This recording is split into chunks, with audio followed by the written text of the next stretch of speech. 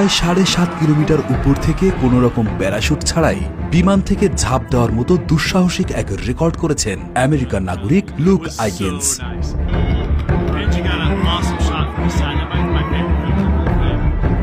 আকাশ থেকে মাটিতে পড়তে তার সময় লেগেছিল প্রায় 2 মিনিট।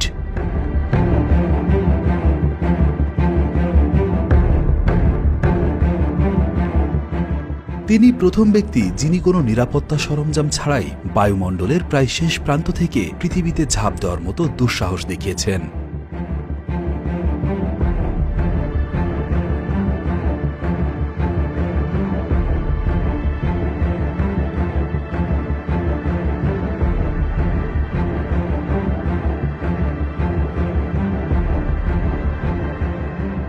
যদিও বিশাল একটি জালের উপরে মোটামুটি নিরাপদেই মাটিতে অবতরণ করেছিলেন এই দুঃসাহসী প্রফেশনাল স্কাই ডাইভার। তিনি